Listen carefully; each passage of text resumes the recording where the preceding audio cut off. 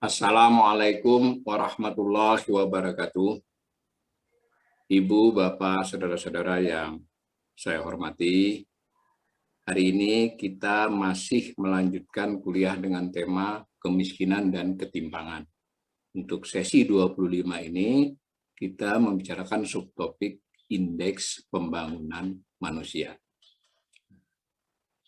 Indeks pembangunan manusia memang tidak secara langsung disebut sebagai indikator kemiskinan, malah sebaliknya kan, dia bisa dikatakan masuk kategori indikator kesejahteraan.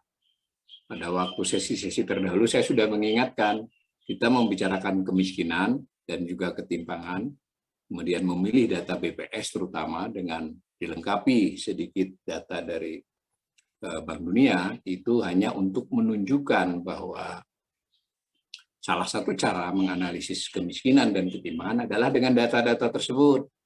Tapi di sana-sini saya sudah mengingatkan, jika mau mengkaji lebih jauh, tersedia banyak indikator, termasuk kemiskinan. Nah, kesejahteraan juga demikian. Sebetulnya, jika kita masuk ke data-data yang lebih detail, misalnya akses kepada layanan kesehatan, kondisi rumah dalam arti fisik ya, kemudian akses mereka kepada kebutuhan pokok yang lain, pendidikan, dan seterusnya, itu akan lebih menggambarkan. Dan jauh lebih baik lagi jika kajian tersebut menyangkut geografis tertentu. Jadi lebih presisi.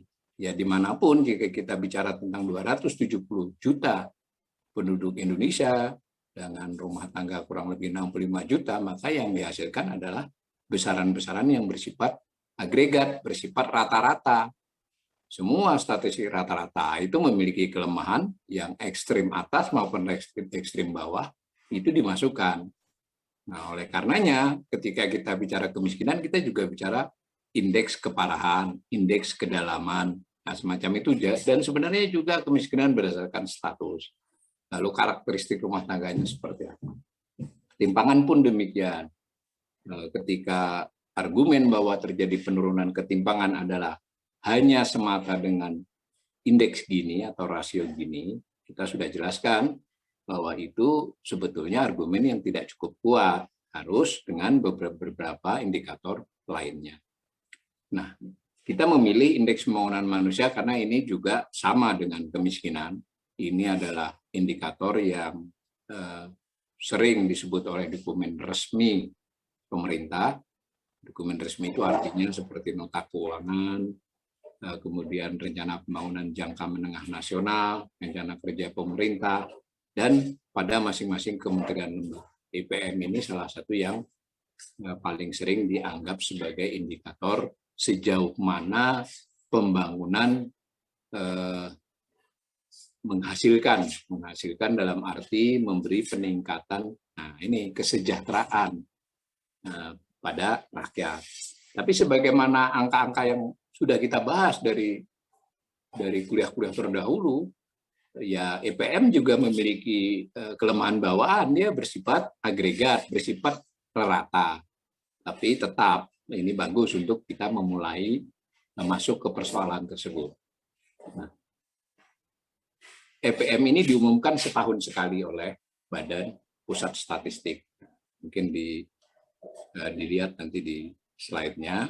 Jadi sama dengan kemiskinan, sama dengan ketimpangan, sama dengan pengangguran, sama dengan produk domestik bruto, ada berita resmi statistik. Cuma ini setahun sekali di akhir tahun. Ini saya ambilkan dari rilis 15 Desember 2020 yang menyebut IPM, Indeks Pembangunan Manusia Indonesia tahun 2020. Jadi setahun hanya ada satu kali publikasi. Nah, BPS juga memiliki publikasi yang lain yang sifatnya merupakan uraian ya. Kalau berita resmi statistik ya yang 7 halaman sampai 12 halaman. Jadi ya namanya juga berita kan, buletin. Beberapa publikasi BPS menyediakan analisis terhadap IPM. Pada dasarnya IPM ini terdiri dari 3 komponen. Sebelumnya BPS mengatakan bahwa tahun 2020 indeks pembangunan manusia Indonesia itu 71,94. Skalanya 0 sampai 100 ya, jadi 71,94. itu didapat dari beberapa indikator, dibuat rata-rata tertimbangnya. Nah, itu terdiri dari 3 komponen sebenarnya. Komponen umur panjang dan hidup sehat. Jadi maksudnya untuk mengukur seberapa hasil pembangunan, itu salah satu yang diukur adalah seberapa dia membuat rakyat, membuat masyarakat itu lebih panjang umurnya dan hidupnya lebih sehat. Aspek kesehatan lah. Kemudian ada dimensi pengetahuan. Tambah pinter nggak dia? Dimensi. Dan ketiga, dimensi standar hidup layak. Jadi selain umur panjang, hidup sehat, pengetahuannya meningkat, juga hidupnya membaik. Nah, yang perlu kita ketahui, IPM ini adalah sebetulnya awalnya adalah, dan sampai sekarang, itu UNDP, jadi Badan PBB ya. UNDP membuat indikator ini untuk mengukur tingkat pembangunan manusia di semua negara, kurang lebih 189 negara sekarang yang di-cover data dia tiap tahun. Nah, dari itu BPS menghitung sendiri juga IPM. Hitungan BPS dengan UNDP nggak jauh beda, cuma selisih 0,0 biasanya. Samalah kita anggap. Di sana disebut Human Development Index, HDI ya kita IPM. Ya, kita juga mengikuti perubahan-perubahan di sana. Dulu pertama kali dibuat untuk tahun data 1990. Beberapa kali mengalami perbaikan teknis, tapi dimensinya tetap. Yang berubah adalah untuk mewakili dimensi umur panjang dan hidup sehat itu apa? Untuk mewakili dimensi pengetahuan itu apa? Itu beberapa kali mengalami penyempurnaan. Tetapi UNDP juga menghitung banyak negara yang mungkin ketersediaan datanya tidak memadai, sehingga dia harus buat standar yang tidak terlalu tinggi secara kapabilitas statistik suatu negara ya, kapasitas pembuatan statistik suatu negara, sehingga umum. Nah, nanti di sini kita juga bisa melakukan kritik. Nampaknya PM ini memang sudah mulai kurang pas untuk menunjukkan ya, nanti sambil jalan. Nah, yang pertama, umur panjang dan hidup sehat itu diwakili umur harapan hidup saat lahir. Nah, lalu yang pengetahuan diwakili oleh rata-rata lama sekolah dan harapan lama sekolah. Rata-rata lama sekolah itu ya dari usia 7 tahun itu dianggap akan berapa lama dia bisa sekolah menurut data-data yang sudah ada. Sedangkan harapan lama sekolah itu terkait dengan orang usia 25 tahun ke atas, itu berapa lama dia mengalami pendidikan formal. Ya, ini agak sedikit. Dulu cuma 1 rata-rata lama sekolah saja. Nah, sedangkan standar hidup yang layak akhirnya juga memakai terkait PDB, produk domestik bruto sebenarnya, tapi di UNDP dipakainya gross national income ya, produk nasional bruto. Kita udah pernah belajar, PNB itu sedikit berbeda dengan PDB. PDB itu adalah domestik, karena kalau PNB kan nation adalah orang, jadi mengeluarkan faktor luar negeri, memasukkan faktor luar negeri yang di luar. Semua negara beda. Indonesia kebetulan PNB-nya atau GNI bahasa Inggrisnya, gross national income, itu sedikit lebih kecil dibandingkan PDB. Ada negara yang terbalik. Nah, tetapi karena BPS ini punya kepedulian untuk mengukur sampai tingkat kabupaten kota, dan itu tidak dilakukan oleh UNDP, kan UNDP hanya mengukur semua negara.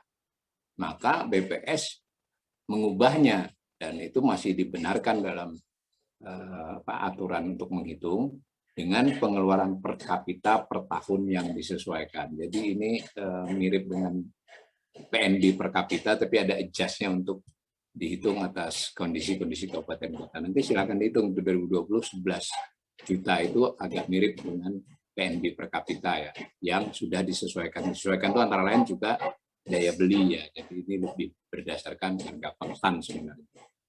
Nah, dapatnya nilai 71,94 itu tentu dengan rumus ya, itu dari umur hidup saat lahir itu 71,47 tahun. Ya, life expectancy ya, mirip ya. Jadi orang Indonesia ini makin panjang umur sebenarnya berdasarkan statistik. Nah, rata-rata lama sekolah 8,48 tahun, 8,5 ya, hampir 13 tahun harapan lama sekolah, dan pengeluaran per kapita per orang itu 11 juta setahun. Sebulan berarti kurang dari 1 juta ya. Itu. Nah, mari kita lihat angka 71,94 ini dibandingkan tahun-tahun sebelumnya bagaimana? Nah, terjadi peningkatan tiap tahun. Setiap tahun IPM Indonesia itu meningkat. Hanya di tahun 2020 yang paling kanan itu peningkatannya agak pelan karena pandemi. Sebelumnya rata-rata kan naik bisa sampai 0,5 setengah ya, bisa hampir 1. Nah, khusus yang ini naiknya 0,02. Nah, 71,94 itu tafsirannya apa? Nah, kita mengikuti UNDP bahwa kalau di atas 80, di atas sampai dengan di atas atau sampai dengan 80, lebih dari 80 itu sangat tinggi. Disebut tinggi kalau antara 70 sampai dengan 80, kurang dari 80 sedikit. Lalu sedang 60 70. Nah, lalu rendah di bawah 60. Berarti kita sejak tahun berapa? Sejak tahun 2016 sudah 5 tahun berturut-turut kita EPM kita termasuk tinggi. Nah, ini saya ingatkan tadi yang di depan tadi, ini nasional rata-rata, ya kan? Nah, dan pandemi itu ternyata hanya sedikit memukul. Nah, nanti kita tahu dari komponennya bagaimana. Kok hanya sedikit ya, padahal pandemi kan baru setahun.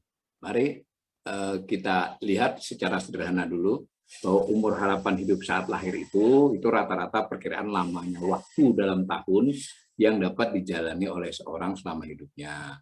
Ada caranya menghitung, BPS pokoknya menghitung lah ya, dari anak lahir hidup, anak masih hidup, lalu bersumber masih dari sensus 2010 ini. Nanti berikutnya pakai sensus 2020 ya.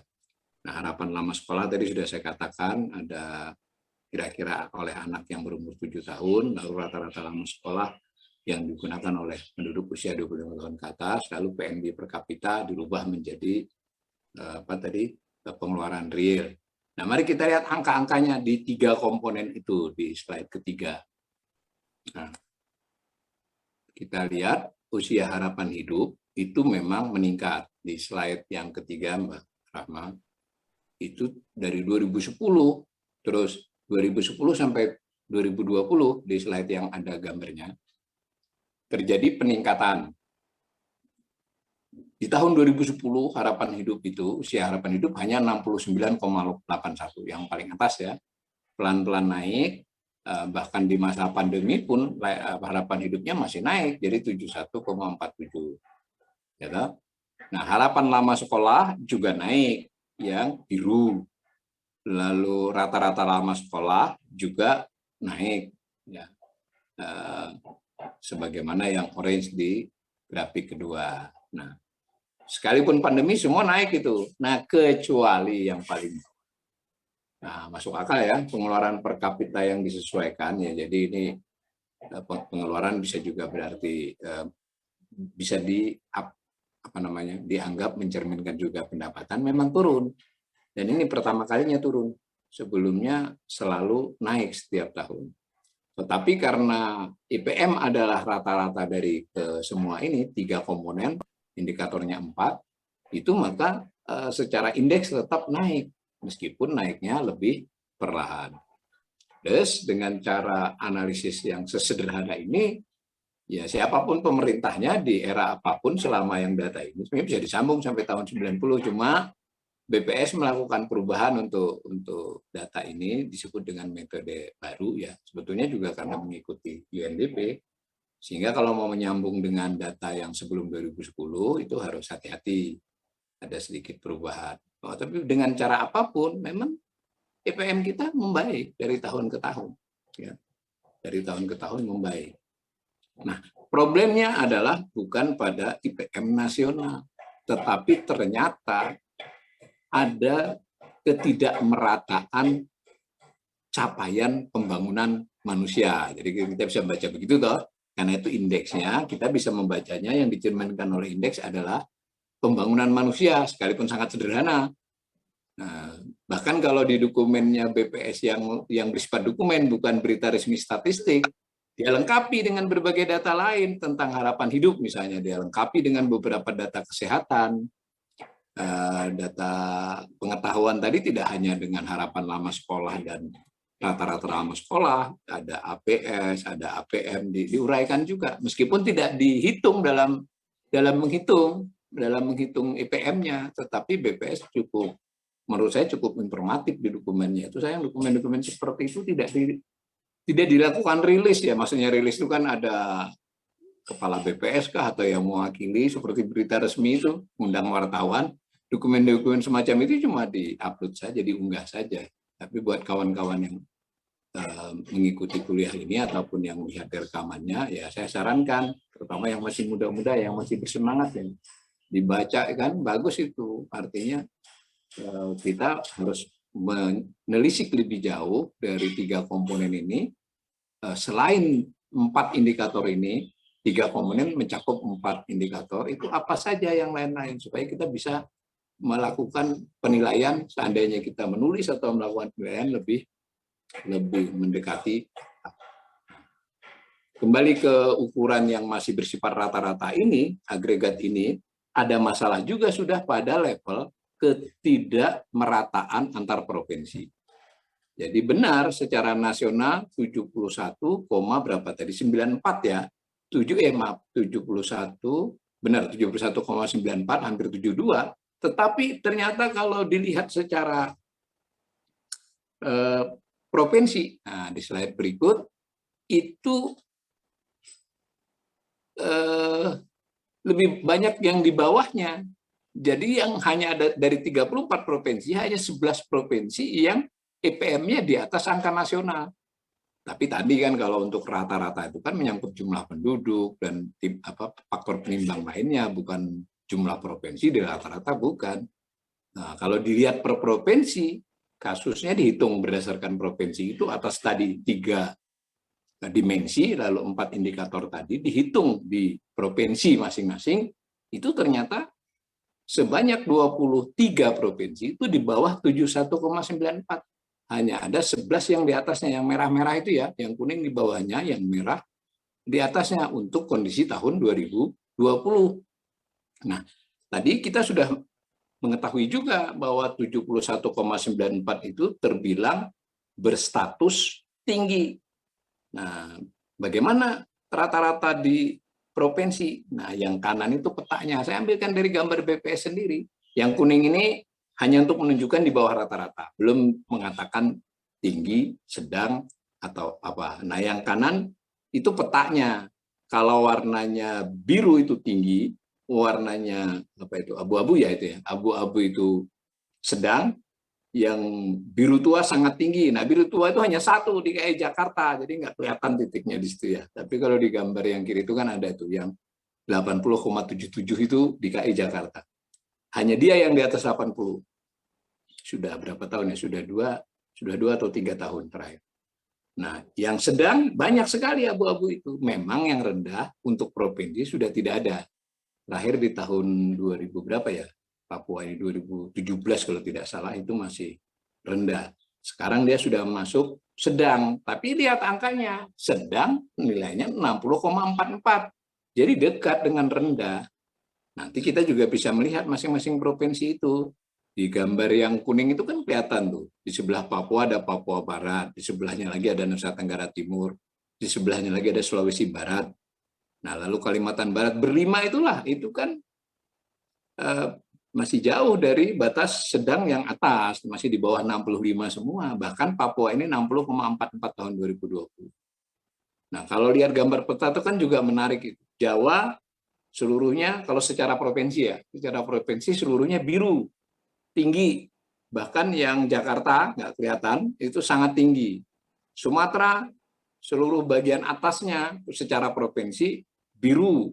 Hanya yang bawah itu berarti Lampung ya itu kalau tidak salah itu. Nanti kita cek.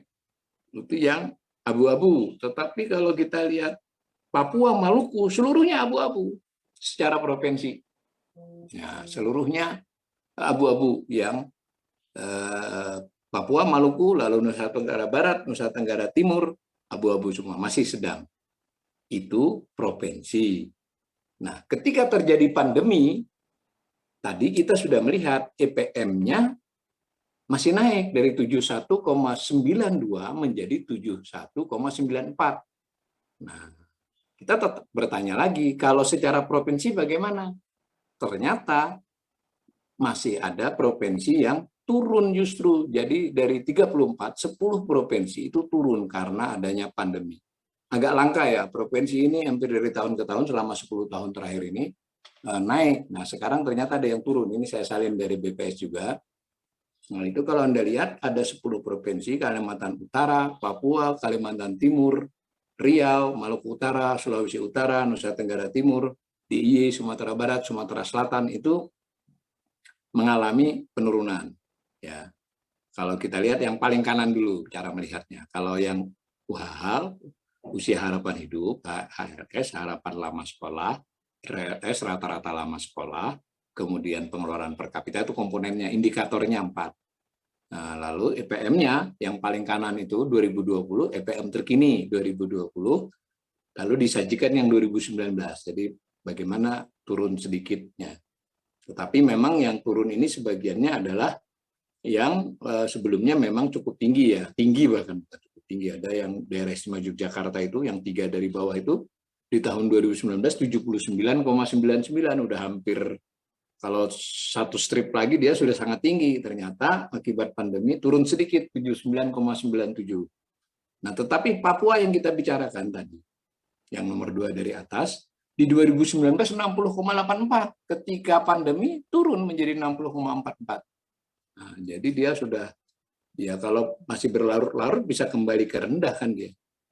Nah, untuk mengetahui komponen-komponen masing-masing, nah silahkan Bapak, Ibu, Saudara-saudara nanti mencermati komponen-komponennya itu. Jika pengen mendalami lebih jauh, masuk ke laman BPS. Sebenarnya di laman BPS ini memang sedikit memerlukan ketelatenan ya, dia menyajikannya tahun per tahun atau per 3 tahun, jadi kita bisa menyambungnya. Nah, itu provinsi ya. Nah, saya ambilkan 5 provinsi, 1, 2, 3, 4, 5, 6, 7 provinsi di slide berikut untuk sekedar contoh saja. 34-nya ada datanya di BPS ya. Ini saya hanya ingin mengambil berapa? 6.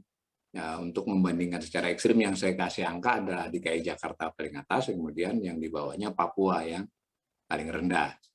Nah, bisa kita lihat tadi, yang paling kanan dulu ya, dari 79, maaf ya betul ya, 71,94 rata-rata nasional, DKI 80,77, sementara Papua 60,44. Nah, bagaimanapun harus diakui, Papua juga mengalami perbaikan.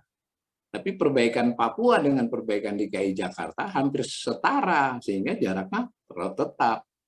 Nah, yang tengah-tengah ada Bengkulu sama Kalimantan Selatan. Lalu Sulawesi Barat dengan Nusa Tenggara Timur, itu juga termasuk yang dulu sempat rendah, sekarang sudah sedang, tapi masih tidak jauh dari batas bawahnya sedang, berdekatan dengan Papua. Nah, kalau saudara-saudara berminat untuk menyelidiki masing-masing daerah, kan Anda bisa masuk dan mungkin bisa menyambung dengan data-data sebelumnya, tentu dengan sedikit modifikasi ya, karena tadi ada beberapa kali perubahan indikator oleh BPS. Tapi biasanya kalau ada perubahan, mereka memberitahu di keterangannya apa yang berubah. Ini provinsi. Nah, ketidakmerataan itu lebih tampak lagi pada level kabupaten kota. Itu ya, provinsi cuma 34, kabupaten kota berapa ya? 504 apa 506 kabupaten kota, lupa saya.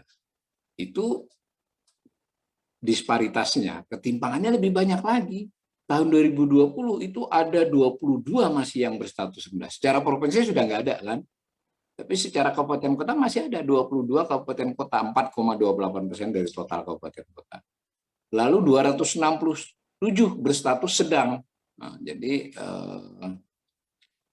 yang rendah ditambah sedang ini udah lebih dari 50%.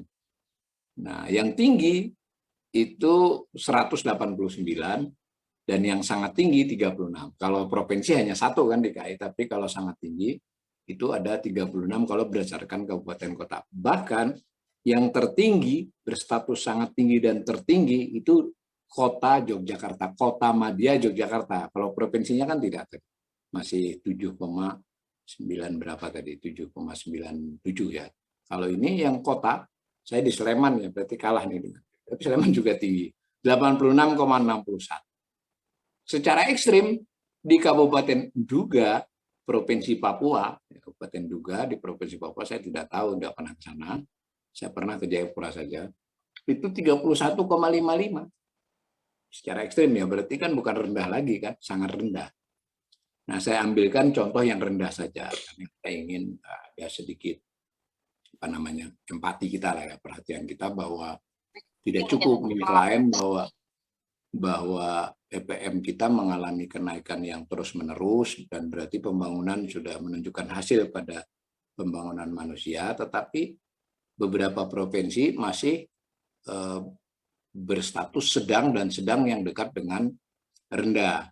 Dan beberapa kabupaten kota, tadi 22 masih, itu rendah. Dan di antara yang rendah itu, saya pilihkan yang 3 diantaranya rendah banget ya. Kalau Nias sudah mulai membaik. Yang kalau Anda lihat itu yang paling bawah, Duga Papua tadi yang 31,55 paling bawah, itu ya memang bagaimana ya, itu sebelumnya 30, 29, bahkan sebelumnya hanya 20. Kemudian yang Papua Barat, Tambrau, Kabupaten Tambrau juga masih 53,45. Nah, Sabu, Lejua, Nusa Tenggara Timur, sedangkan Nias Barat, Sumatera Utara ya Nias. Kita mungkin sering mendengar Pelawan Nias, ya ini khusus Nias Barat, Kabupaten Nias Barat. Itu juga rendah. Jadi agenda pembangunan manusia kita tidak bisa dibicarakan hanya pada level nasional sebenarnya, tapi kita harus menelisik bahwa memang beberapa daerah, rakyat kita di daerah, saudara-saudara kita di daerah-daerah ini, tingkat pembangunan manusianya masih rendah. Dan ingat, kalau kita sebut tingkat pembangunan manusia dalam konteks ini adalah harapan hidup, lama sekolah, rata-rata harapan lama sekolah, rata-rata lama sekolah, dan tingkat pengeluarannya, konsumsinya. Gitu ya. Nah, bahkan tidak usah jauh ke itu NTT, Maluku, Papua Barat, Papua. Di dalam setiap provinsi saja itu antar kabupaten kota terjadi ketimpangan sebenarnya. Jadi ini saya ambilkan 4 provinsi ya untuk menunjukkan bahwa di Jawa saja, misalnya Jawa Tengah, itu cukup timpang. Nah, di slide berikut. Jadi yang tertinggi misalnya, yang tertinggi itu Kota Salatiga. Kota Semarang hampir berdekatan, yang kiri atas. Paling bawah, kiri atas, tahun 2020, Kota Salatiga itu sudah 83,14. Sementara Kabupaten Brebes, setahun di sananya, 66,11 EPM-nya. Nah, itu track record dari 2010 sampai 2020. Bergantian itu Salatiga dengan Semarang yang paling tinggi. Sementara yang paling rendah selama 10 tahun bergantian antara Pemalang dengan Brebes. IPM ya, bukan angka kemiskinan ya, lain ya, IPM. Nah, sedangkan yang kiri atas, yang grafik itu untuk menunjukkan jarak antara yang tertinggi dan terendah.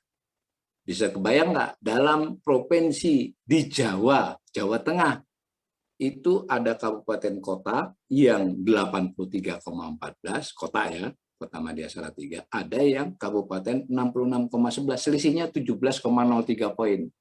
Jadi itu menunjukkan, grafik itu menunjukkan disparitas tertinggi dan terendah di provinsi tersebut. Ya masih besar kan 17,03. Nah, umpama kita geser ke kanan, itu Nusa Tenggara Timur ya, yang kanan itu. Nah, itu disparitasnya lebih ngeri lagi. Kota Kupang itu sudah hampir sangat tinggi ya, 79,71, tinggal beberapa poin lagi 80 dia. Tetapi ada Kabupaten Sabu Raijua, mudah-mudahan saya membacanya benar ya, Sabu Raijua itu 57,02. Maka disparitas antara yang tertinggi dengan terendah itu 22,69. Jadi disparitasnya lebih besar dibandingkan Jawa Tengah. Jadi di dalam satu provinsi jaraknya begitu besar, bahkan tidak banyak membaik itu sejak 2017. Nah, sederhananya kalau kita kaitkan dengan hal yang lebih luas yang disebut otonomi daerah, desentralisasi dan sebagainya, lalu ada rencana pembangunan jangka menengah daerah, provinsi maupun kabupaten kota yang nanti insya Allah kita juga ada sesi-sesi membicarakan lebih detail, itu dampaknya terhadap pemerataan IPM memang ada, tetapi masih menyisakan masalah yang sangat besar, masih disparitas. Yang kiri bawah itu di mana itu? Papua ya, yang kanan Papua Barat. Udah nggak usah dibicarakan lagi kan. Saya ekstrim aja yang ke kanan aja Papua Barat itu. Bayangkan Kota Jayapura itu 79,94 itu turun ya. Pada tahun 2019 dia sangat tinggi. Jadi dia masuk sangat tinggi di tahun 2019. Akibat pandemi turun menjadi 79,94. Tapi kan sudah di level yang hampir sangat tinggi. Tadi duga tadi kan di situ adanya 31,35, jaraknya 48,39 di Papua. Maaf, Papua Barat. Kalau Papua yang kirinya ya. Nah, jadi kalau kita bicara Papua juga kita tidak bisa generik ya. Kita harus bicara Sorong, bicara Jayapura, di Papua kita bicara Sorong, di Papua Barat kita bicara Jayapura. Maaf, kebalik. Nah, sementara ada Nduga, ada Tambrau, ya berapapun jumlah penduduknya ya, artinya memang agenda pembangunan di Papua itu sebenarnya kompleks. Ya di sini misalnya para pengkritik bisa bicara apakah jalan tol bisa memperbaiki ini misalnya, ya tentu akan dijelaskan oleh pemerintah dengan akses jalan, dengan akses bandara dan sebagainya itu transportasi, maka nanti pendidikan, kesehatan akan lebih mudah. Umpama begitu jawabannya, tapi itu kan harus lagi dengan data-data lain. Berapa jumlah dokter, berapa jumlah fasilitas kesehatan. Nah, di dokumennya BPS yang begitu-begitu ada sedikit diinformasikan yang bersifat judul umumnya IPM, tapi di dalam halaman-halamannya ada sedikit narasi di beberapa kabupaten kota, provinsi, sehingga kita bisa memahami kan usia harapan hidup kan tidak tiba-tiba, tapi terkait dengan berbagai soal akses rakyat kepada kesehatan. Begitu juga pendidikan kan, tidak bisa tiba-tiba harapan lama sekolah maupun rata-rata lama sekolah jika tidak ada ketersediaan sekolahannya atau tenaga pengajarnya. Itu versi BPS tentang tadi kita sudah urut nasional, lalu kita jelaskan provinsi, lalu kita singgung beberapa kabupaten kota. Nah, kita lihat di indeksnya di sana di UNDP-nya, bagaimana dia menulis tentang Indonesia di Human Development Index. Ya, maka kita melihat perkembangan yang sebetulnya juga memang sama karena memang si BPS menghitungnya relatif sama dengan yang disarankan oleh UNDP, tetapi UNDP menghitungnya entah bagaimana itu sedikit lebih rendah. Nah, coba di slide berikut kita lihat. Jadi dia baru ada data 2019 ya, baru dipublikasi, tapi karena antar negara kan, sehingga belum ada data 2020. Publikasi tahun 2020-nya itu masih data 2019 0,718 ya.